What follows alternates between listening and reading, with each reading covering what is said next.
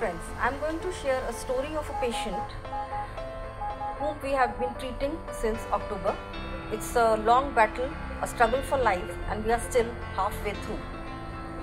This is a young 28-year-old boy who had a history of fall from height from the 6th floor.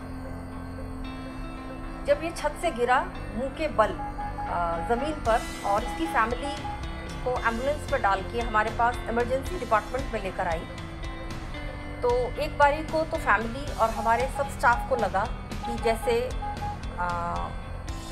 शायद कुछ नहीं है, पर हमारी इमरजेंसी टीम ने उसको हिम्मत करके एम्बुलेंस से उतारा और अंदर इमरजेंसी डिपार्टमेंट में लिया। हमारी टीम डॉक्टर ने इनका एयरवे सिक्योर करने के प्रयास में एक एंडोट्रेकियल ट्यूब गले के रास्ते डाली और जैसे ही ब्रेथ्स पंप की तो थोड़ी सी सांस आ गई। उसके बाद बहुत ही विग्रस और बहुत ही कोऑर्डिनेटेड काम हुआ। ये बात है 3 अक्टूबर रात को 10 बजे की। इस मरीज के चेहरे से सब जगह ब्लीडिंग हो रही थी और ये बिल्कुल अनकॉन्शियस था। एयरवे सिक्योर करके इनका तुरंत सीटी स्कैन हेड कराया गया, जिसमें सबड्यूरल हेमेटोमा था। तुरंत ओटी में शिफ्ट किया और फैमिली ने कहने पर तुरंत 8-10 ब्लड रात में ही तभी तुरंत अरेंज किए। फेशियल ब्लीडिंग इतनी ज़्यादा थी कि कोई भी और सर्जरी करनी पॉसिबल नहीं थी। बहुत सारे कंसल्टेंट्स वेरियस स्पेशलिटीज़ के कॉल किए गए जो तुरंत वहाँ आ गए। क्योंकि अंदर से भी ब्लीडिंग थी तो जो एंडोट्रेकियल ट्यूब थी वो बार बार ब्लॉक हो रही थी ब्लड क्लॉट से, तो उसका रेगुलर सक्शन चल रहा था। साथ में फेशियल ब्लीडिंग को रोकने का एक ही उपाय था जो हमारे फेशियो मैक्सिलरी सर्जन ने इनकी लेफ्ट एक्सटर्नल कैरोटिड आर्टरी को लाइगेट किया, जिससे ब्लीडिंग कंट्रोल हुई। उसके बाद इनके चेस्ट में राइट तरफ ब्लड कलेक्टेड था और एयर था, जिसको मेडिकली हम हीमोथोरैक्स और न्यूमोथोरैक्स कहते हैं। तो ओटी में ही हमारे जनरल सर्जन ने तुरंत राइट साइड इंटरकॉस्टल ड्रेनेज किया। क्योंकि एंडोट्रेकियल ट्यूब में बार बार ब्लड भर रहा था तो तुरंत ओटी में ही इलेक्टिव ट्रेकियोस्टमी कर दी गई। उसके बाद इनकी क्रेनियोटमी हुई, स्कल ओपन होकर सबड्यूरल हेमेटोमा को ऑपरेट किया हमारे न्यूरोसर्जन ने। 10 बजे से लेके सुबह 5 बजे तक ओटी में इनका ये सब होने के बाद आईसीयू में आने पर इस मरीज को इलेक्टिवली वेंटिलेटर पर रखा गया,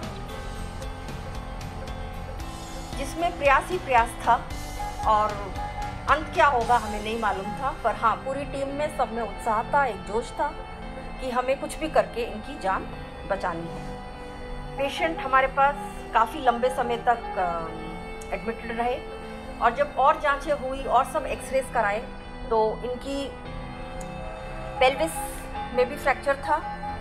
दोनों फीमर जो थाई की लॉन्ग बोन्स होती हैं और एंकल बोन, ये भी सब टूटी हुई थी और लेफ्ट आई में भी काफ़ी चोट थी, जो आँख बिल्कुल डैमेज हो चुकी थी। इस इनिशियल सर्जरी के बाद इलेक्टिवली वेंटिलेटर पर रहे ये 1 हफ्ता 10 दिन, और जब थोड़े से स्टेबल हुए तो इनका उसी दिन रात में इनको पेल्विस फिक्स करने के लिए पेल्विक फिक्सेटर लगा दिया गया।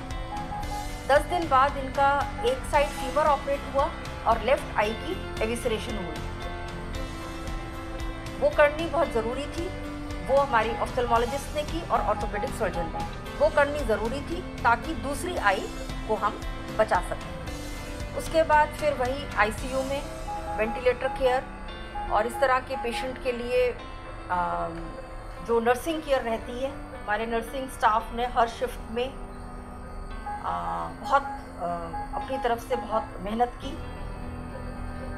आज 9 मई है, आज भी इस पेशेंट को बेड सोर नहीं है। उसके बाद 17 नवंबर को ये डिस्चार्ज हो गए थे।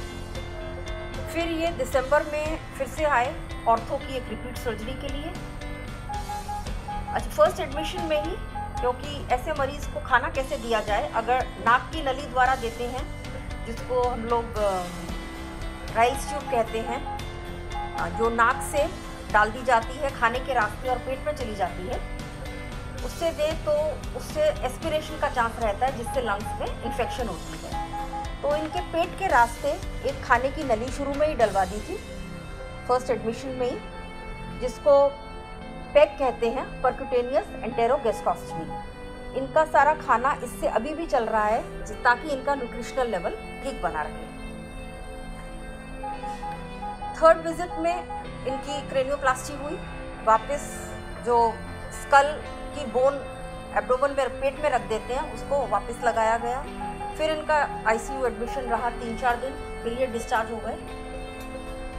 और अब कल इनका जो यहाँ की सारी बोन्स, फेशियल बोन्स जो है, जाइगोमैटिक बोन कहते हैं, मैंडिबल है, इसकी एक काफ़ी लंबी सर्जरी चली 5 से 6 घंटे की।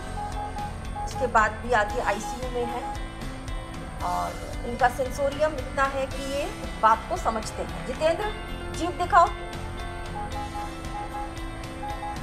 और अब धीरे धीरे ईश्वर चाहेगा, हाँ, अब ये व्हील चेयर पे इनका बैठना शुरू हो गया है। व्हील चेयर पे बिठा के थोड़ा सा इनको चलाना। और अब नेक्स्ट स्टेज में धीरे धीरे इनकी हमें ट्रैकेस्टोमी ट्यूब बंद करनी है, पैक निकालना है जब ये मुंह से खाना शुरू कर देंगे। तो अक्टूबर से लेके मई तक का ये 8 महीने का सफ़र है और ईश्वर चाहेगा तो आने वाले 3-4 महीने में ये स्वस्थ हो जाएंगे और चलने लगेंगे। वीडियो बनाने का पर्पस ये है कि किसी भी पेशेंट में यदि दिल से बिल्कुल शिद्दत से मेहनत की जाए तो ईश्वर भी साथ देता है।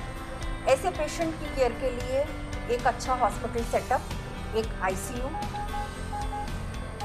डेडिकेटेड इंटेंसिविस्ट डॉक्टर्स की टीम, डेडिकेटेड नर्सिंग स्टाफ, साथ में बिल्कुल ट्रेंड वार्ड बॉय, वार्ड आया, स्वीपर्स, प्लस जो सबसे इम्पॉर्टेंट है बहुत ज़्यादा डेडिकेटेड फैमिली।